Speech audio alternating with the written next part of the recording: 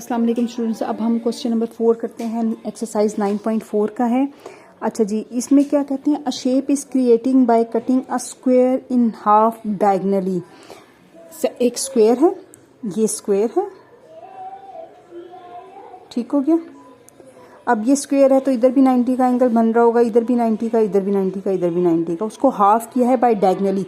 Diagonal क्या होते हैं, ये वाले होते हैं। इसको पहले हम नाम दे देते हैं, ए बी सी डी। इसको हाफ किया है, यहाँ से हाफ करेंगे ऐसे। अब जब हमने इसको हाफ किया है तो यहाँ पे जो एंगल बन रहा है वो भी 45 का है, जो इस साइड पे बन रहा है वो भी 45 का है, ठीक हो गया। ये शेप होगी। उसके बाद करें then attaching a right angle triangle. अब एक राइट एंगल ट्राइंगल अटैच करनी है इनके साथ। कैसे अटैच करनी है, to the hypotenuse of each half. ये जो दोनों हाफ है ना, एक ये हाफ है, एक ये हाफ है, ठीक है। इसके ये इनका हाइपोटेनस बनता है, इसके साथ अटैच करनी है। तो हम इसको प्लेस कैसे करेंगे, जैसे हमारे पास हम इसको खोल देंगे, ठीक है। जैसे यहाँ से इसको खोल के इस तरफ ले आएंगे। जैसे हमारे पास ये है एक, ठीक हो गया। ये डी है, ये ए है, यहाँ एंगल बन रहा है 45 का, और ये हमारे पास सी है। यहाँ से ये वाली ट्राइंगल है, इसको खोल के इस तरफ ले आए तो ये बी वाला पॉइंट यहाँ नीचे आ जाएगा, यानी कि ए के साथ अटैच यहाँ ये बी पॉइंट आ गया, ठीक है। यहाँ से ये वाला यूँ सीधा खड़ा हो जाएगा, ये यूँ सीधा खड़ा हो गया, ठीक है। और ये वाली जगह यूँ आ गई ऐसे, ठीक हो गया। अब ये हमारे पास बी पॉइंट जो था 90 का ही था, ये हमारे पास 45 है, ये 45 ही है, और ये हमारे पास 45 है, ठीक है। अब ये शेप इस तरह की बन गई है। इसके अंदर हमने राइट एंगल ट्राइंगल को फिक्स करना है, टू टेसिलेट। अब इसके अंदर राइट एंगल ट्राइंगल कैसे फिक्स होगी, आप देखिए। इसके बिल्कुल आप यहाँ पे ये लाइन एक ड्रॉ करते हैं, ठीक है। तो ये वाली लाइन इसके पैरेलल है, ठीक हो। ये 45 है, ये 45 है ना, इसका अल्टरनेट एंगल ये वाला भी क्या होगा, ये भी 45 होगा।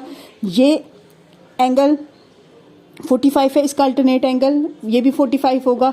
तो अल्टरनेट एंगल्स 45 होंगे, तो इसका मतलब है इन दोनों जगहों पर 45 आएगा, तो ये प्लेस टुगेदर होगा। अगर ये 45 है तो ये वाला 90 होगा। इसका मतलब है ये राइट एंगल ट्राइंगल है, ये इस जगह पे 90 का एंगल बनाएगा ऐसे, ये ट्राइंगल। अब ये भी 45 है और ये भी 45 है, 45 डिग्री, ठीक है। हमारी जो नई शेप बनी है वो ये वाली शेप बनी है जो उसने हमें बनाने को कही है, ठीक हो गया। Explain why this shape can tessellate. हमने एक्सप्लेन करना है कि ये टेसिलेट क्यों कर सकती है। ये टेसिलेट इस तरह से कर सकती है कि अगर हम इसको रोटेट करें एट पॉइंट ए, तो ये इस पॉइंट पे 360 बनाएगा। जब ये इस पॉइंट पे 360 बनाएगा, इसका मतलब ये है कि ये टेसिलेट कर सकती है। और हमने and calculate the interior angle of a new shape, और न्यू शेप के इंटीरियर एंगल्स भी मालूम करने हैं। तो वो हमारे 45, 90 और 45 इस तरह से आएंगे। ये डिग्री का साइन है, इसको ज़रा छोटा सा होना चाहिए।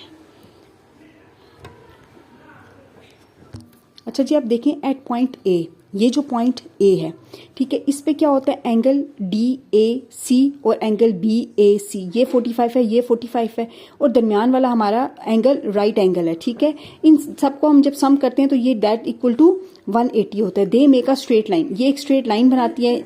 अब ये स्ट्रेट लाइन चूंकि बन रही है ना, तो this shape can tessellate at point 8। Point A पे ये टेसिलेट कर सकती है। व्हेन रोटेटिंग अगेन, अगर हम इसको यूं रोटेट कर दें एक और दफा, ठीक है, these triangles at point A पे हम ये दीज ट्राइंगल्स को रोटेट कर दें, तो ये पूरा यहाँ से लेके यहाँ तक ये पूरा 360 बन जाएगा। ये ऊपर 180 है, ये नीचे भी 180 होगा। दे एड अप टू 360, वो एडअप होंगे 360 से, तो 360 हो रहे हैं कंप्लीट एंगल यहाँ पर, तो ये टेसिलेट करेगा।